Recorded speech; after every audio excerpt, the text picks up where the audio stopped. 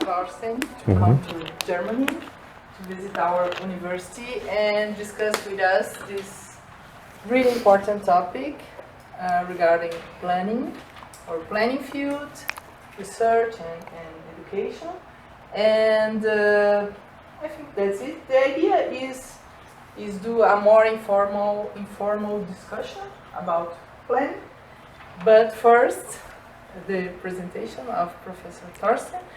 Please, if you could present yourself and could start the presentation.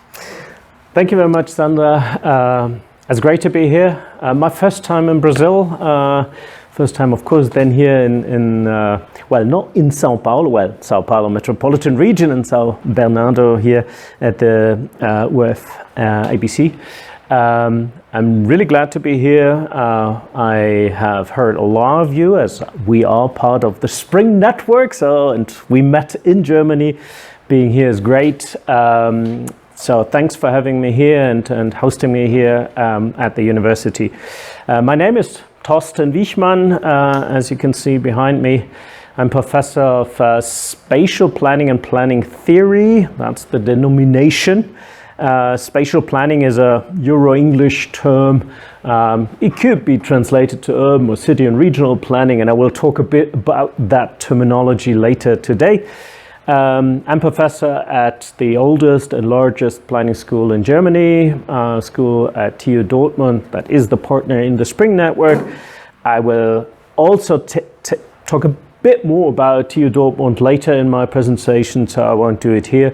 From my personal background, my professional training, I'm a geographer, human geographer by training, but I did my PhD already in geography and urban planning, and so over the course of my professional life, I moved a bit from geography into the field of planning. And planning theory, as part of the denomination of my professorship, already tells you that I do work also on the nature of planning, what planning really is. And that is what I want to talk about today as well, and that is also the reason that brought me here to São Paulo, to São Bernardo, and will also bring me to another couple of faculties in the next month. Again, I will talk on this a little bit later. The title of my presentation today is called A Map of Planning Science, How Spatial Planning is Taught and Researched Around the World. Why a map, I will explain a little bit later, is not about a geographic map, is about mapping the landscape of planning. I ask myself how planning as a concept, as a discipline, is conceptualized, taught, researched around the world at different places. That's the starting question that also brings me here. I structure my presentation today in these 5 points that you see behind me, but please, if you have a question or a comment, we're a relatively small group, as Sandra said. We make it informal, ask questions, comment. I think the more interactive, the more lively this is, the better it is. And of course, at the end, I'm very happy to take your questions. And I might also have some questions for you. After an introduction about why I think it's worth to think about planning and how it is conceptualized in different places all over the world, I want to look a bit more in depth in my second point on the what I call landscape of planning. So how this field, how this discipline is organized right now all over the world. The third point is a bit about Dortmund's model, because that is, of course, the background that I come from, our school, our model, our idea of planning. And I want to give you a bit more of a background where I come from, my own perspective on all this. The fourth is then a short outline of the current research project that brought me here. And finally, I will have a short outlook. So let me start a bit with exploring what planning is. Of course, I'm aware, I'm in a planning school. You all deal with planning every day. You study planning, you teach planning. So, of course, you know a lot about planning. But still, if it comes down to the point, what is planning? I have discovered, and that is true definitely for Dortmund, but also for other planning schools I've been to, it's not that easy to define. It's a complex issue. And you may know the parable of the blind man and the elephant, very old one from India originally, about 6 blind men that approach for the very first time an animal they didn't know, that's the elephant, and each of them see a different part, well, doesn't see, feel a different part, touch a different part, and then have different ideas on what the elephant is like a wall, like a rope, like a snake, like a tree, whatever. You see it is this famous parable. And if you, though all of them are right in a certain way, it's not wrong what they discover and experience. If you were put all this together, what you get is still not an elephant. And to put it a bit more academic, let's say, scholarly, you may know this picture as well. It tells the same story in a more modern design about the nature of things. You see this element here. This is the truth. This is the entity, the real thing. But depending on this perspective, depending on how you look at it, from what standpoint you look at it, it is very different. So it could be a round-shaped blue thing or square here in orange, and neither of this is wrong, is all true, but it just tells you part of it. And it's not even just two perspectives that you can take, but is, endless number of perspectives. That doesn't mean that your personal perspective on such a thing is wrong. But it may also mean that you're not the only one who might have some insight on the truth. Others may as well have it, and they may have a very different perception, different idea of the thing that we talk about. And of course, I here refer to planning as the thing. Even more sophisticated, Michael Gunder, Australian scholar who has unfortunately passed away 2 years ago, I think, put it in a book that he wrote together with Jean Hillier, another Australian planning scholar, in their famous book, maybe you know it, Planning in 10 Words or Less, probably very theoretic for planning practitioners, post-structuralist planning theory. And they built on the idea of planning is constructed by language. As planners, we work, we act through language. So in these post-structuralist theories, language is the key. And they take from French post-structuralists the concepts of master signifier, those key terms in language that form group identities. And of course, the term planning is a master signifier for planners. And it's not just master signifiers they talk about, but also empty signifiers.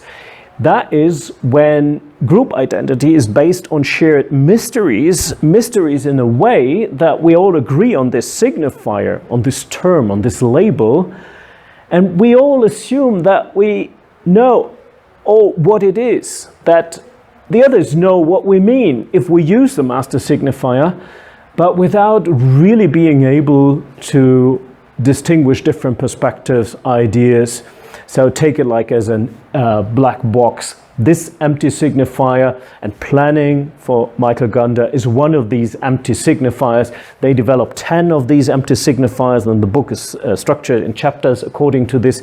Sustainability is another one, justice is another one. So these are the kind of empty signifiers that we all assume we know what we talk about, but ultimately we don't know what others think, and maybe we even don't know exactly what we mean if we use it. And Michael Gunder and Jean Hillier here in this book also define planning in, I think, quite interesting way, because they say that planning has 3 dimensions. It is an art. It's a creative act, and that is the origin of planning that developed out of architecture, design. Then they say it's also a science based on analytical thinking, scientific discipline. And it has a third dimension which they call ideology, a shared idea on what is needed to be done, what is good, what is bad. Ideas like sustainability, justice, quality of life, you name it. And they go through this history of planning a bit in the book, and they discuss it, and they say that in the origin was mainly an art, then later science has become more dominant, and ultimately they think today that the ideological belief is now the binding core of the discipline that binds all three dimensions together. So that the ideological conviction, that belief, is what puts the discipline as art, science, and ideology together.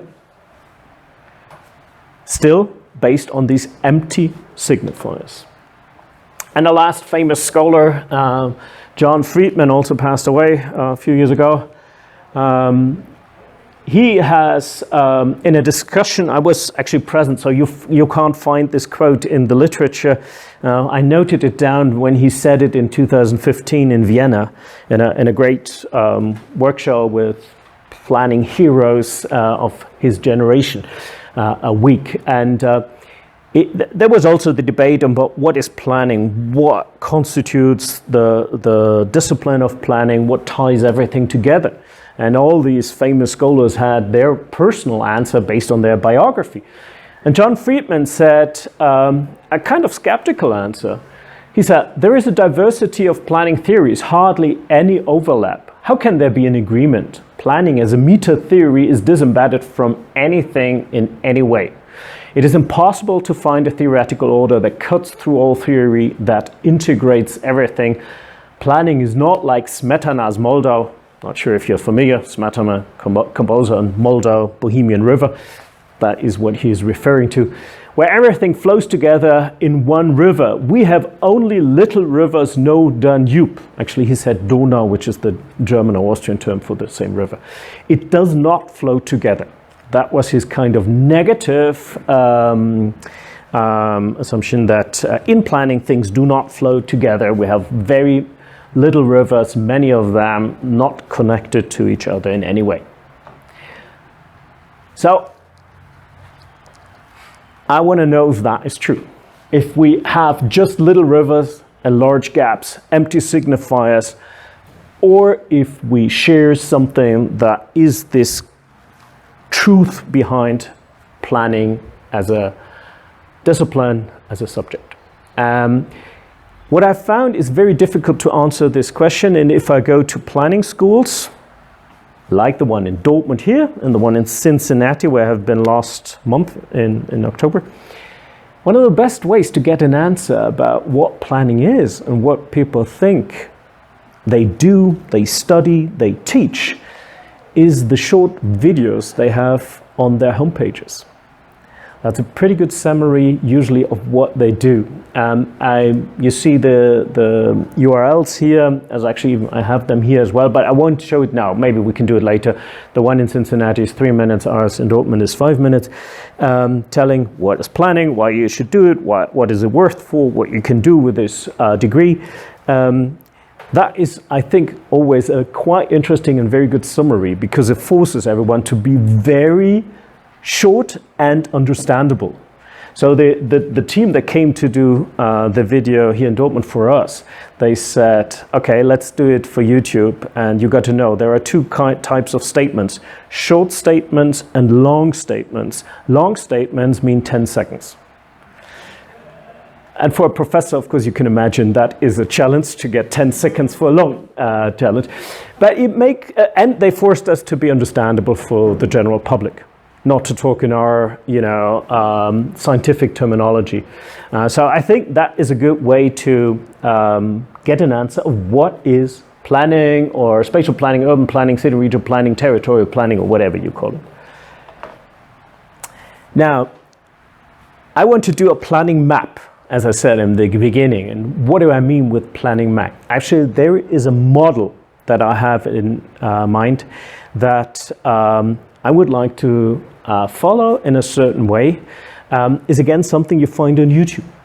It's done by a postdoc in England, physician Dominic Wallyman, who has a YouTube channel called Domains of Science, and he has done a couple of maps there.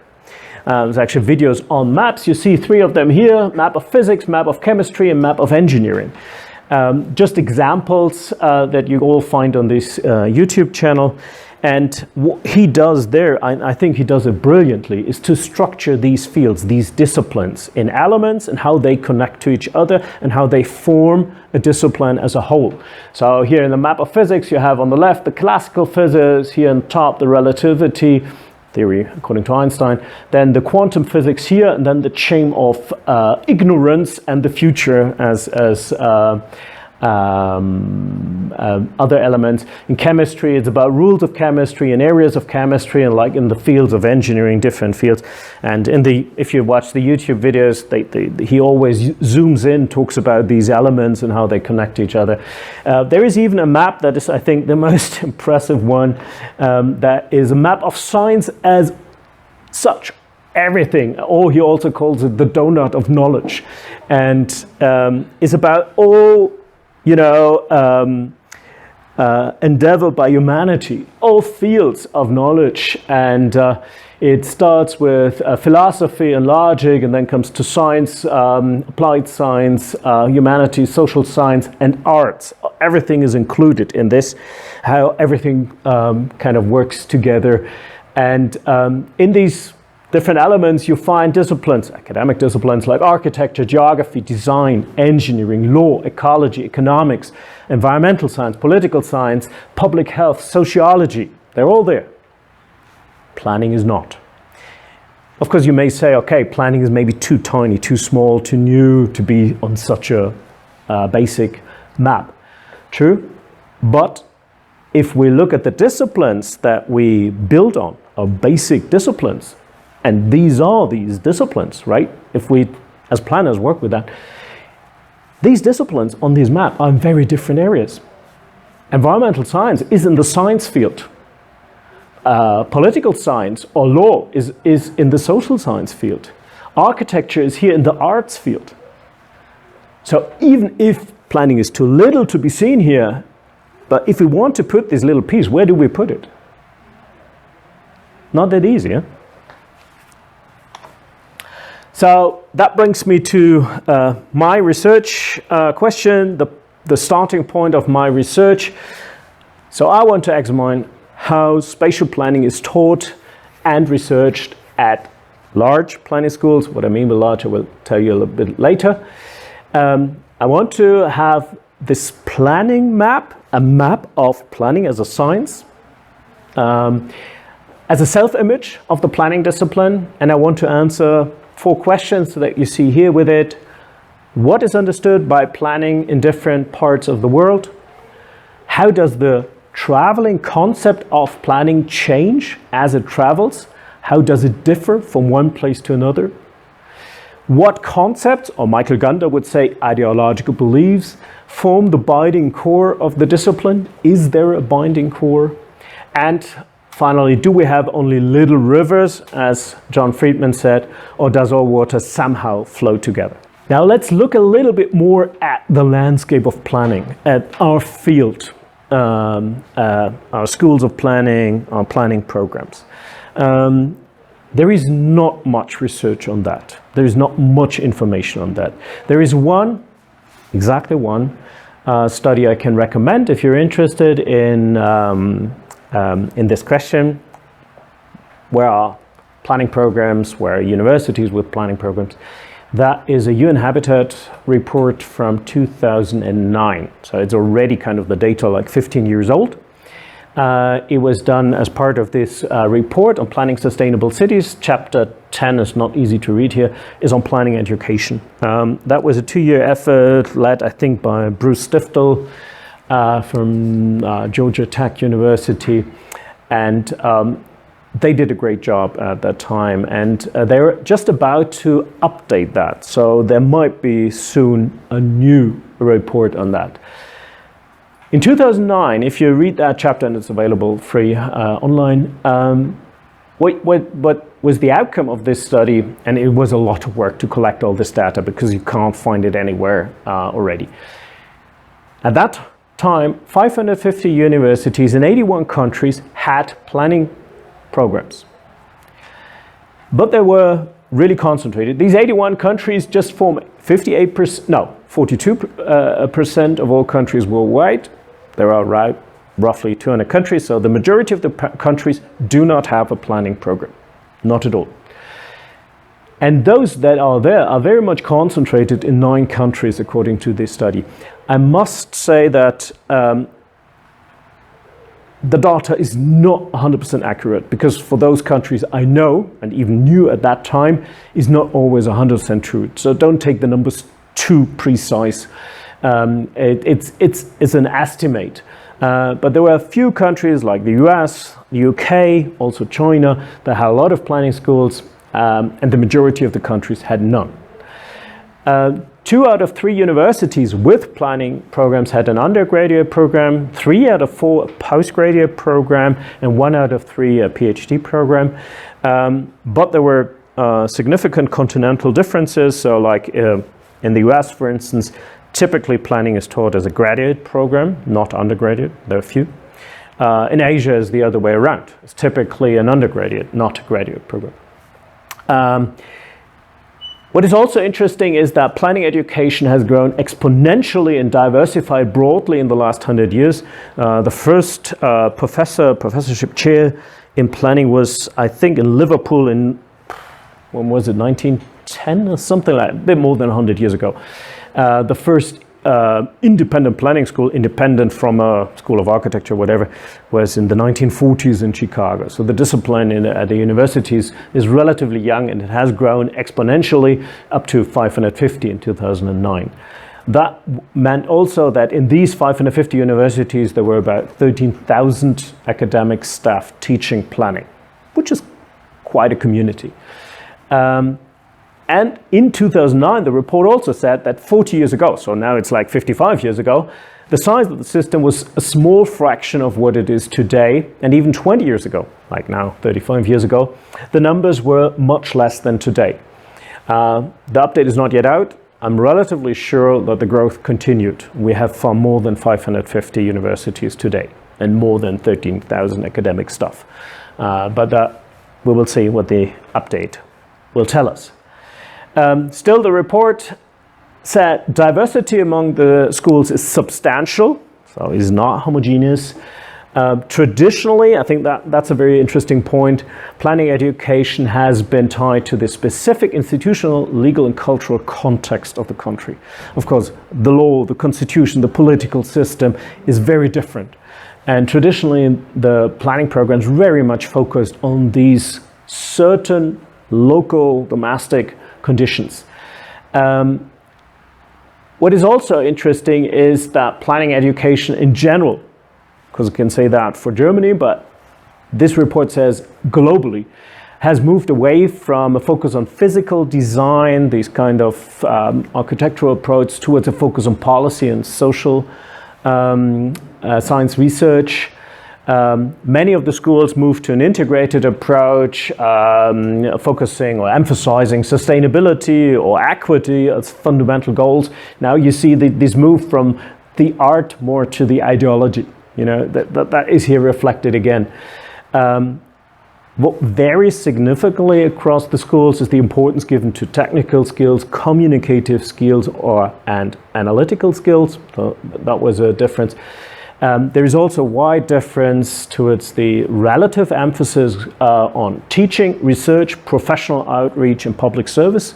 So if a school is identifies itself mainly as a place to train future practitioners, if it identifies itself mainly as a research unit, or this third mission of universities, if they engage with the community, the region around. What was, in 2009, I have to say again, highly unusual was a program that addressed implications across different political economic systems. What means, for instance, if you're an authoritarian state, it's unlikely that they talk a lot about participation and communication and democratic will and so on. Whereas in a democratic country, that is in the focus, that really has. So the idea of planning is reflected by the societal and political system. And the planning programs that are taught do usually not address all the different systems, which is interesting in particular for those courses that have international students, because like in spring or others, they come from very different background, and it is questionable whether the same idea of planning can work everywhere. And here the report says there is no program that tries to teach a planning that works everywhere. Whether we agree or not, we may discuss. Let's look at a few more basics on planning education. There are very few standards. There is no global textbook or anything like that. No textbook that is globally shared. There are two, and maybe you know more, but I know just two documents that kind of define standards for planning programs on an international level. Well, that is more national, but anyway. The one is the ASOP core curriculum developed in 1995. ASOP is the Association of European Schools of Planning. They developed a core curriculum. I think it was even influential here at São Bernardo when you established your program, yes. So that is, and is currently under revision, so we will probably see an update soon. That is not a binding core curriculum. It's not basic. The basis of an accreditation or something like that. Actually, if you apply as a school to become a member of ASOP, this will be taken as a standard to see whether you fulfill that, but beside that is not binding. That is different with the PAB, which stands for the Planning Accreditation Board in the United States of America. That is the agency that accredits the study planning programs in North America. Actually, it's not just the US, also in Canada, at least those programs who want to be accredited. They update that more often. The current standards are from 2022, and they are binding. So every program that wants to be accredited as a planning program, in the US and Canada have 93 of them, has to follow these standards, and they are very detailed. So planning programs in North America really look similar in many ways because of these standards. What you find, of course I can't go to all the documents, what you find in these documents are often very general sentences like that one. I don't read it, but it's probably Michael Gunder would immediately talk about empty signifier if you read a sentence like that. There is a lot of bold words that in the end need to be filled in with some concrete content, and the core curriculum doesn't say much about it. It's all fine words about theoretical, but also practical knowledge about how, just the wording, desirability of legitimacy of and conditions for purposeful planning interventions. Wow, what a word. So that is what ASOP expects schools to do. Technical skills and to engage in real life situations and judge the effects of the interventions and so on and so forth, but very general. PAB is a bit different, and actually there are already interesting differences between Europe and North America. One of the things is that PAB deliberately states the degrees that want to be accredited, their primary focus shall be that of preparing students to become practitioners in the planning profession. That is very clearly said. It would be very controversial, such a statement in ASOP. You will not find it. Because yes, training students to become practitioners is one goal, but it's not the only one. And then there is also a lot talking about these ideological beliefs.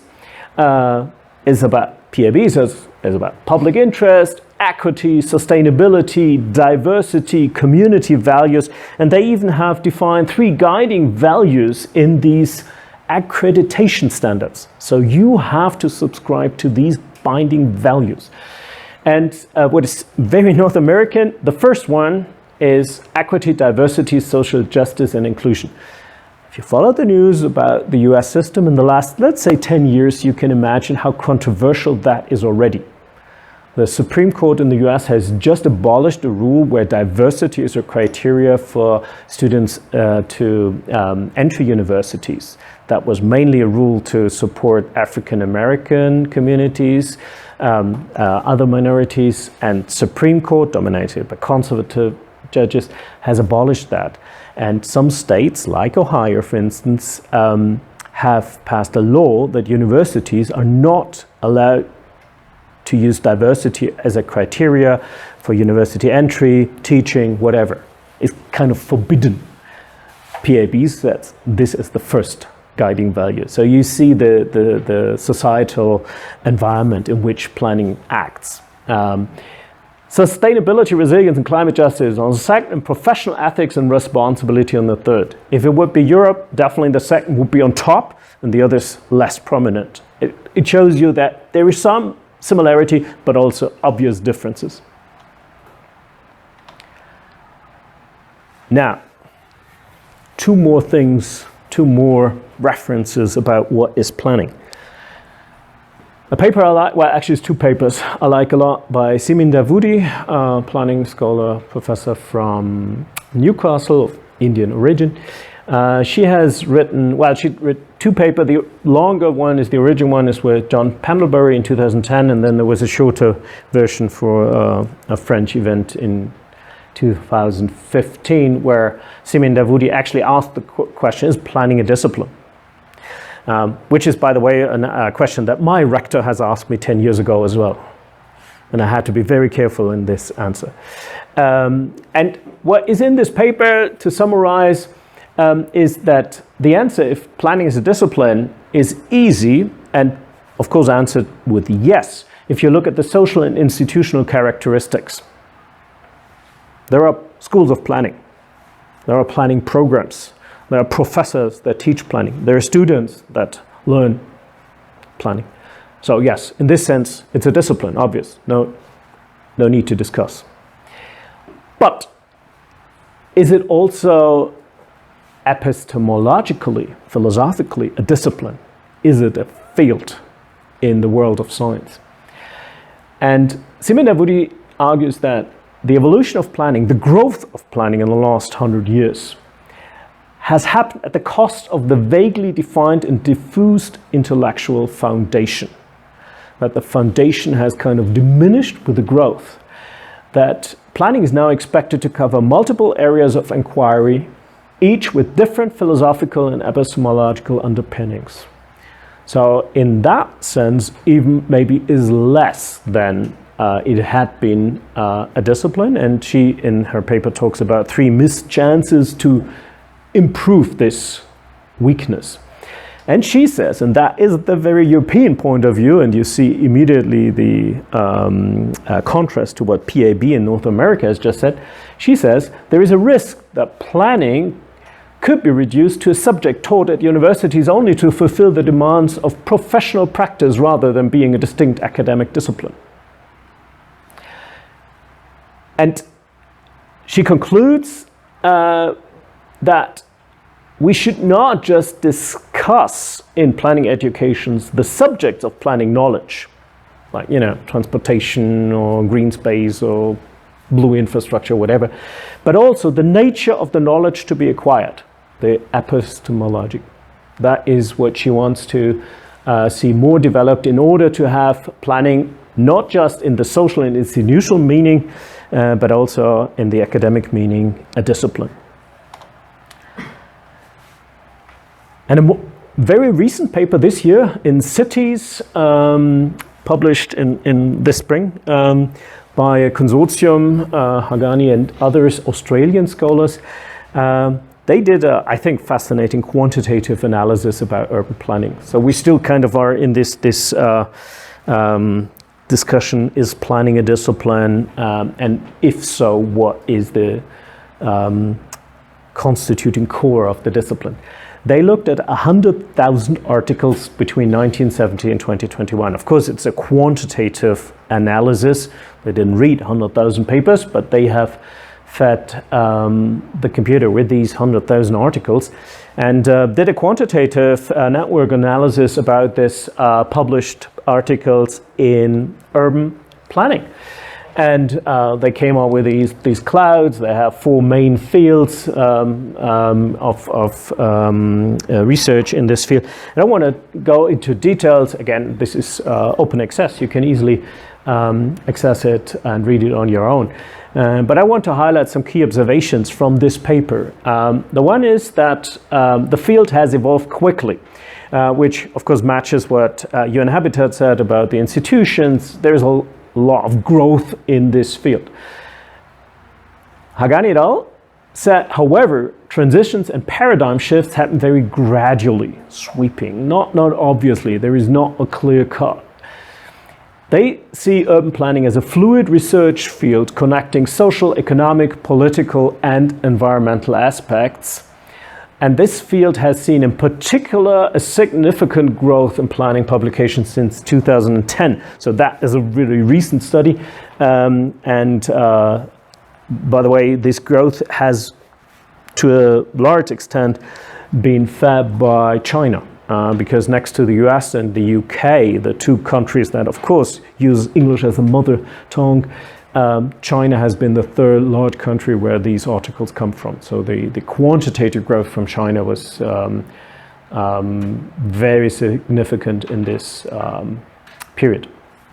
What has also increased is author connectivity and international collaboration in the period from 1970 to 2021. And I think that is also super interesting as a conclusion based on these 100,000 papers. Urban planning is transitioning from country-specific case studies and concepts to studies with global implications. Moving away from these context-specific single or multiple case study qualitative analysis towards more, I would say, scientific papers, which is probably an indicator of a maturing of discipline. What's the time? Yeah. So now I have talked about the landscape of planning. I want to give you a little bit more background of my own school of planning at TU-Dortmund University. Sandra knows it, but I guess you don't know much about it. So it's fair to say a little bit more on where I come from and what is the perspective on planning from someone coming from Dortmund. The School of Planning was founded 1968, 55 years ago, as the first planning school in Germany. Is the oldest one and is the biggest one. Today we have 1,400 students enrolled in planning, which is, according to what I know, so far the largest school in the world. I'm not sure about China, so don't quote me on that. But outside, I'm relatively sure there is no larger one. Anyway, for a planning school is large. We have 19 professors, 16 research groups. I just have the number of international students for the university in general, but in planning is similar, is like 10%, so far less than like in US universities. But actually is more in our field and our program than in many other subjects at TU Dortmund. So we are, as a school, relatively international, and spring is one of the examples for it. We have, as I said, 19 professors. About, it's hard to give the number because it's fluctuating, but about 40 lecturers in spatial planning, as we call it. We have 3 programs, a 4-year bachelor undergraduate program in spatial planning, followed by a 1-year master program in spatial planning. So this 4+1 model is not the common model in Germany. More typical would be 3+2. We have 4+1. Actually, it's quite successful for us. On the one hand, 4 years is great to really teach everything that we consider important for planning. And on the other hand, our graduates usually study the master as well. Basically, everyone in Germany not just does a bachelor, but also a master.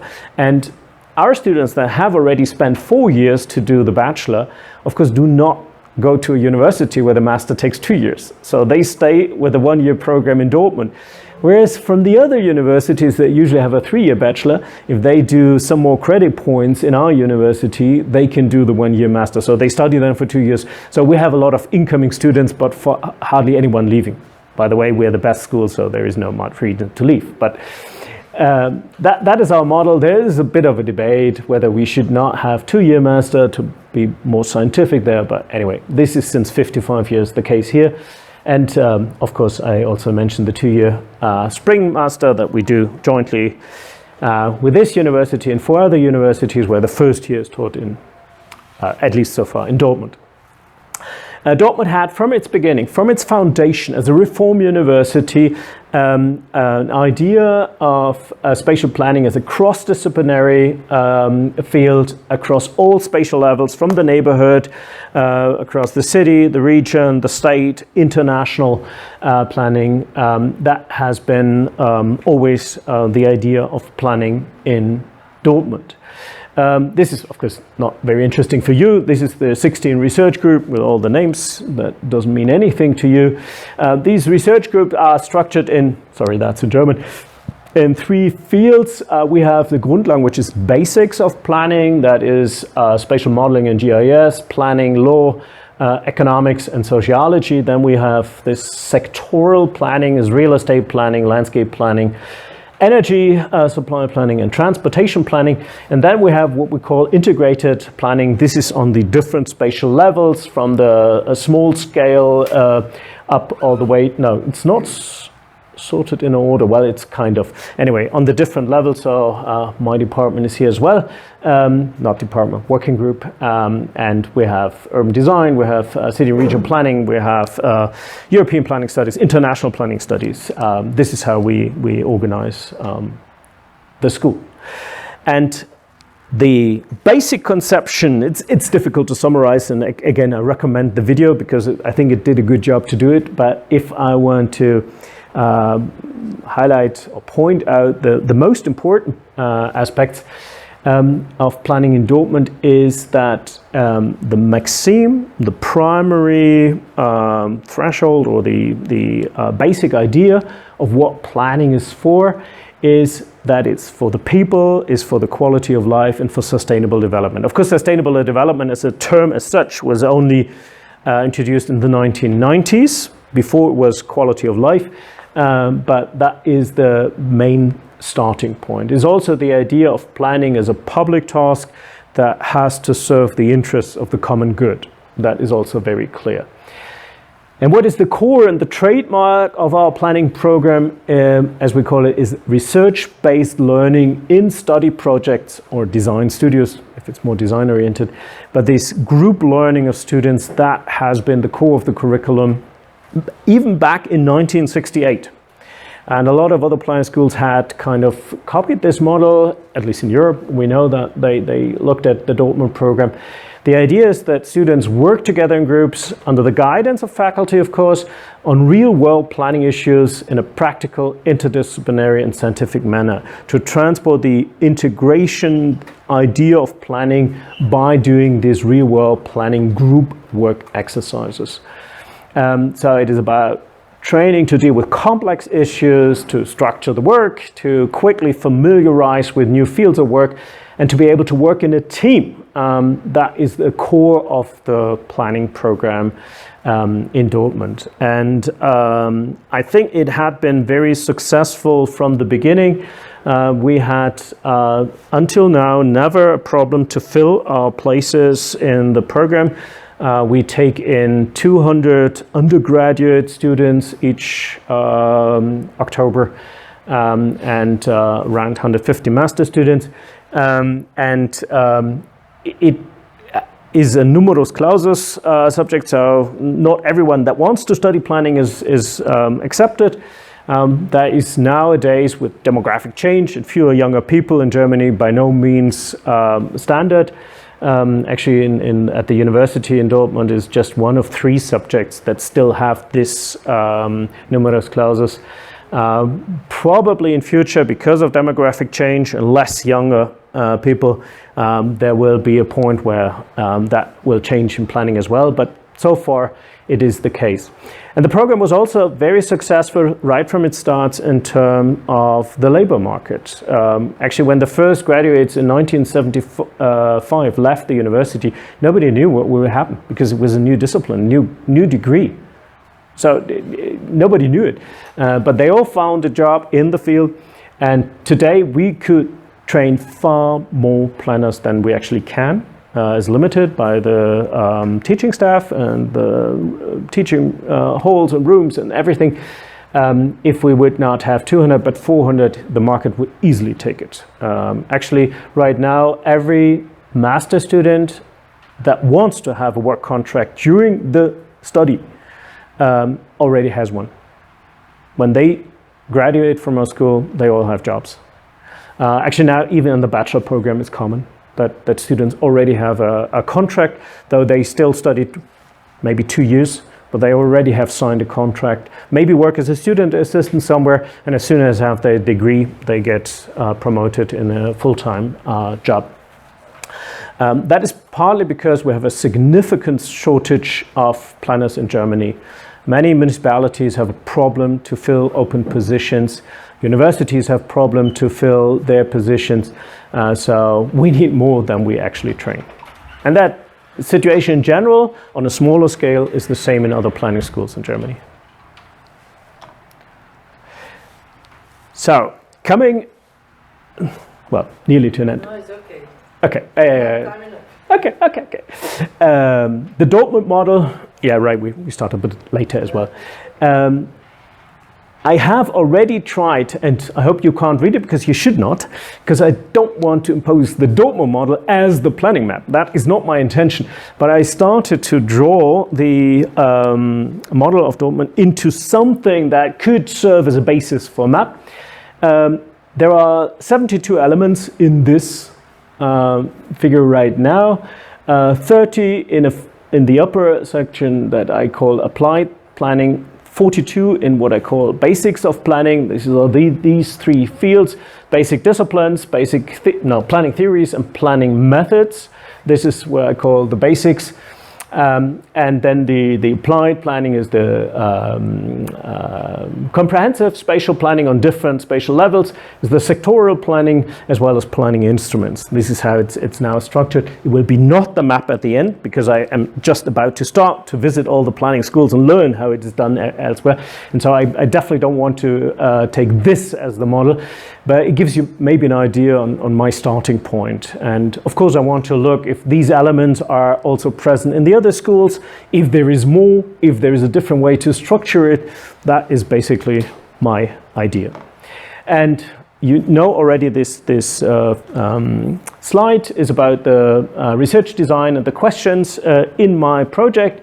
So my starting point, and what I do now is to travel to different schools. In October I've been in Cincinnati at the planning school there, second largest in the US. Now I'm here, next month I'm in Guadalajara in Mexico, and I want to look at the large planning programs. Not maybe the largest, but the large one. Why large?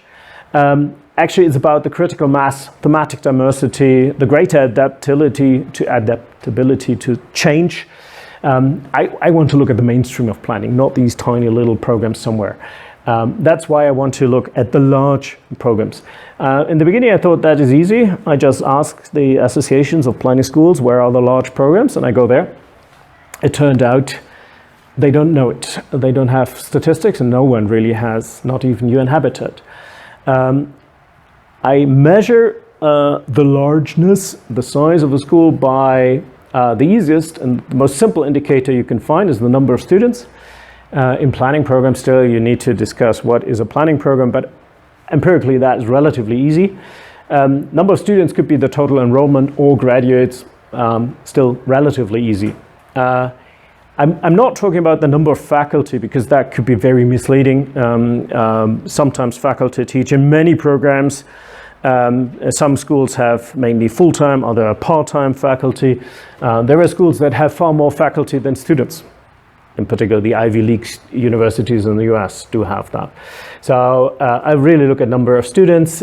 Still, getting the data is super challenging. There is no database internationally. I was coordinating with the continental associations like ALEUP here in Latin America, or ASAP in Europe, ACSP in America. This is the African Association, Australian and New Zealand Association, and the Asian. But still, it's not that easy to get data. I will not talk about details. This is the current shortlist of this endeavor to find the largest schools. You see the Universidad Federal do ABC here, Universidade, right? Is that the way you pronounce it? DAAD, okay. Here it says in Santo André because the rector, the director is in Santo André. I know we're in São Bernardo, but okay.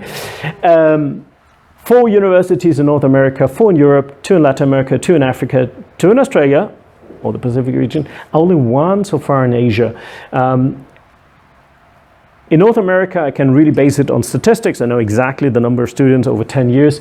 In Europe is more back and forth discussion with ASOP, and I know these schools. Latin America was with ALEUP coordinated, and that was what I got. So the other one is the University of Guadalajara, where I go next month. Africa is another spring partner, actually, in Kumasi, and the University of Cape Town, where I'll be in March. Australia, both universities in Melbourne. Actually, I've been to the RMIT already, Royal Melbourne Institute of Technology. University of Melbourne is just across the street, but there are the 2 largest planning programs in Australia, New Zealand, and the Pacific region. And then Indonesia is so far the Bandung Institute of Technology. Indonesia has a lot of planning schools. That is the oldest one, the biggest one. About 1 country in Asia is of course not much. That's why it's a preliminary list. But getting data on China and doing research on China is not easy these days. And with other countries like India, I don't agree with the Habitat report on India, particularly not on India. So that I'm still struggling a bit. But that is basically the map of the 15 universities so far. Of course, I know Dortmund, I was here, now I'm here. Next month there, I go to Sonoma in California, and to Melbourne, Bandung, Cape Town, actually Vienna in May. And even the other dots in yellow I know quite well, though I don't plan to visit them. Ohio State University in Columbus, Rutgers in New Jersey, University of Liverpool, Politecnico di Torino, Kumasi, the Springwood. That is actually the only university I haven't been, and for logistical reasons I can't go. But this is what I want to study more closely to understand how planning is conceptualized or researched. What I do in these cases, like here now in São Bernardo, of course before I did some desk research, looked at the curriculum, at the modules, did some email exchange. I want to do here and in other schools as well, some semi-structured interviews, classroom visits, as I have just mentioned, also discussing with students. I would like to know what you think, well, about what I said, and in particular, what you think about what you study and how you explain to your parents what you study and for what purpose? I had great discussions last month in Cincinnati. That was really outstanding, the discussion with students. And I will also do, but only after I have been at all schools doing an online survey based on all the experiences that I collected, then doing some more comparative survey among these 15 planning schools. As an outcome, as I have already said, is the planning map. I'm not 100% sure. In Cincinnati, I developed with a colleague the idea of making it more interactive, not just like a YouTube video, but to have a chance not to just watch a video, but also to, as someone looking at the map, to zoom in and maybe even fill some data in, comment, weigh things. That is work in progress, but there will be some planning map. And Two articles I envisaged, one about planning as a traveling concept, so more theoretical paper, and the other one more empirical on the large planning schools, their similarities and differences. That's it. Thank you very much for your patience. Thank you. And of course, I'm very happy to take any question you may have.